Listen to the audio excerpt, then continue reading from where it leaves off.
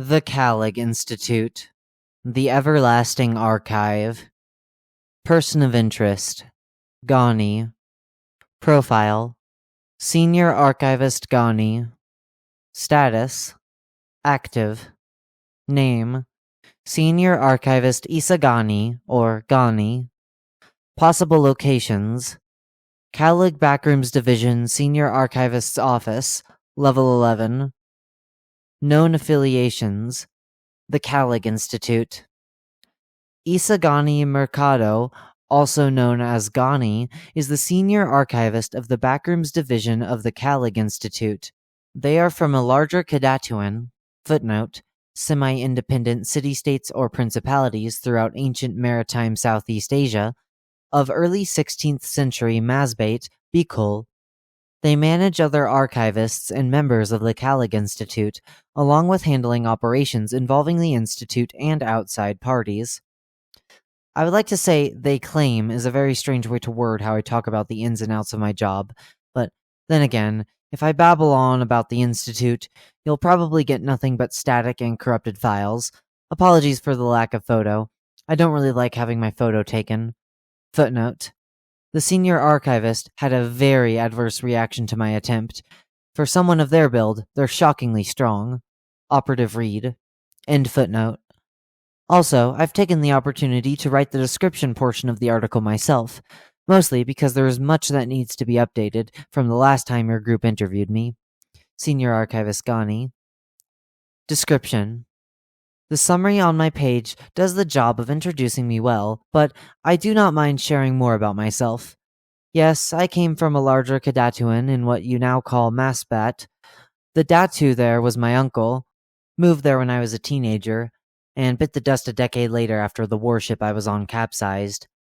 The Kalaginstitute is made up of people from the past, you see. Technically, I'm, 500 years old? I can't really remember at this point.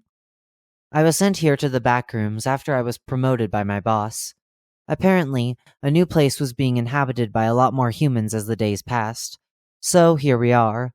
I no-clipped here in 2017 and had to handle the responsibilities of an entire team on my own. But I'm glad the Institute is more populated now. I quite enjoy the company. I had traveled through some levels in the Backrooms, which led to the discovery of a previously unexplored level. Note, this refers to level 944. After that, I had decided to work with the Meg, and made our logs, documents, and notes on the Backrooms available to outside groups and individuals. At first, I was quite hesitant due to the nature of my job, but if it's for the benefits of others' lives, then I wouldn't mind sharing a bit. That's about as much as I can tell you. Senior Archivist Gani. Their appearance has been described by multiple people to be lean and athletic, and they are said to be of average height. They have been described to have brown skin and black hair with gray undertones. They also appear to be in their mid to late 20s, despite their actual age. One wanderer described them as looking like they came from an old painting, adding that Gani always wears a cone-shaped hat. Footnote. According to E. Makarag, who helped interview people in Level 11, the hat is a salakot. Operative read. End footnote. Behaviors. Gani, while friendly enough to share quite a bit about the Institute, is very secretive about what they do. They do seem to be in a relationship with someone affiliated with the Lost, and friends with Blanche. Asking about in Level 11 did not help much with gathering information about them, as even people who live in the level describe them as being socially withdrawn. Though according to multiple vendors we've asked, they do frequently spot them out and about with the other archivists of the Institute, trading goods with vendors. Apparently, they're really into alcohol and flowers.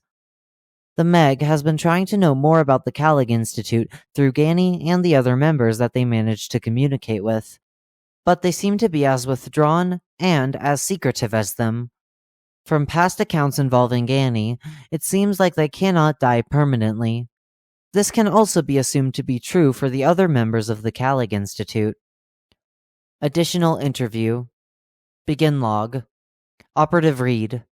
This is for the rewrite of your file, by the way. Gani. I see.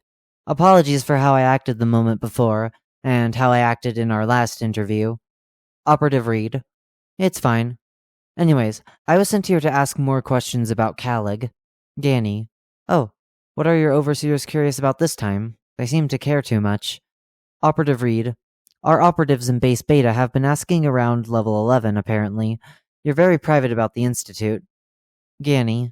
Part of my job, and end of the deal. That's all there is to it. Operative Reed. Deal? What kind of deal? Gani. Reed, I'm afraid I can't really say much on that. It's going to be censored anyway. Plus, I don't think the methods of how Kalag hires its archivists is of much concern. Mostly because it doesn't really concern any of you. Operative Reed. Right. Okay, so can you at least tell me how you got sent here? Gani. Not really sure, but I think it's audio corruption. Operative Reed. What? I didn't hear. What did you say? Gani. They laugh. Well, I guess that's what you get from me. Operative Reed. Wait, Gani. I think a lot of your teams are in level 4, right? Best to go back there, Level 11, for all its lack of danger, still can't keep you safe from the random no-clip that happens from time to time, so you best be heading back now. Hope you get back to safety. Operative Reed. I have a question. Gani. It's a long way back from level 4. Don't concern yourself with the ins and outs of the Institute. Alright? Now I'll show you the way out. End log. They've gotten more shifty from the last time they were interviewed. I can't even remember how they led me to their office. It's quite disturbing, honestly. Operative Reed. The Kalag Institute. The Everlasting Archive. Still Waters. Any idea where this is? Daga shouts out, catching Gani's attention, who only shrugs. Daga pushes the boat into the sand while Gani starts walking across the beach. A storm had caught up with them on the way to. Well, Daga had no idea, and Gani refused to say anything. I'll be back, Gani shouts, disappearing into the forest that borders the beach before Daga even had a chance to respond. He only sighs, walking off in the opposite direction to look for any food that they could eat. The forest was quiet, with nothing but the salt-scented wind gently flowing through the empty spaces between the trees.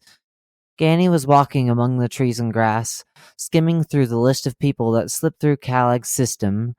They thought that maybe they should update it, but knowing where they were, the thought was just silly. They took out a small device, one of the tracking devices Kalag had developed a few decades ago, and scanned the first one of many names on their list, only for the device to show nothing. Of course, they mutter under their breath, before putting the device back into their pocket. They kept walking, and slowly, the smell of salt in the air started to disappear. The forest was quieter too, like a held breath, and Gani stops to take in the silence. Hello? They say out loud, and their voice echoes through the trees, fading away into the distance. They kept walking to the point where Gani's steps felt mechanical. So they kept walking, their destination unknown and infinite. Gani thinks that it's infinite, after all. Their echo just passed through with no stopping. At this point, Gani runs. They run because they felt desperate for the first time in 600 years. You're testing my patience. Do you want me to be alone like you? I came here for a job. Do you The forest was quiet, with nothing but the salt-scented wind gently flowing through the empty spaces between the trees. Gani was walking among the trees and grass, skimming through the list of people that slipped through the Kalag system, when they suddenly came upon a lake. The water was still, and the air around the lake felt cold. They stare at their reflection in the water. The still water caught a perfect reflection of their face, and it blended into the lake. They looked up and saw a fog slowly forming around the lake. Gani? A voice shouts, startling them. They turn and sigh in relief when they see it was only Daga. I don't think I found anything yet. Gani shakes their head in disappointment. Well, we can try later. We should probably look for food first, he suggests, and Gani nods in agreement. They turn back to see the lake, only to find that the fog has just disappeared. The sun was shining brightly, and Gani stood there for a moment. What was the weather when we got here? They ask, slowly catching up to Daga. Oh, it was sunny. he answered.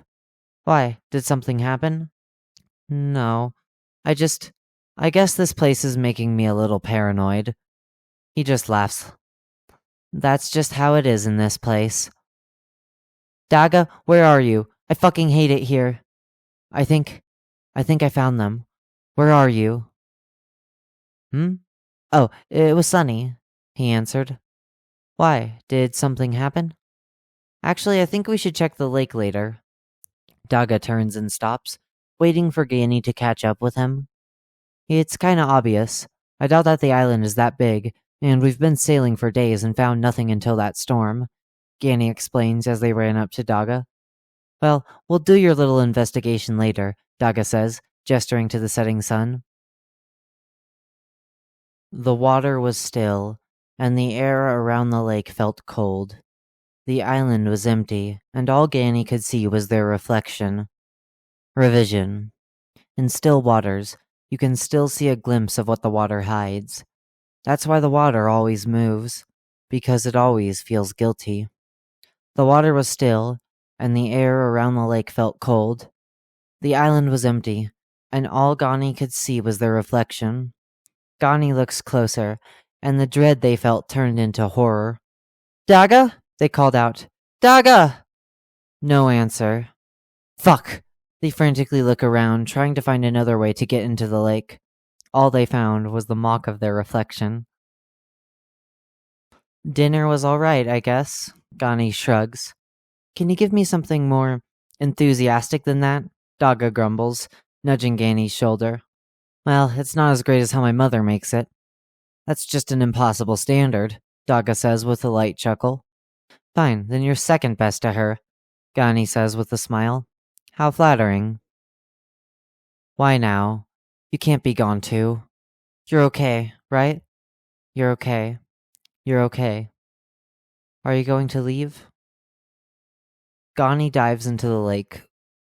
It didn't matter anymore how much it scared them. There are worse things in this world to fear than what the water tries to hide. The pressure of the water didn't matter. The pull didn't matter. Gani swims through the water until they felt a hand.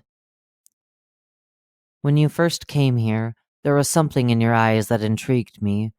You resembled someone I know, someone who cared for me.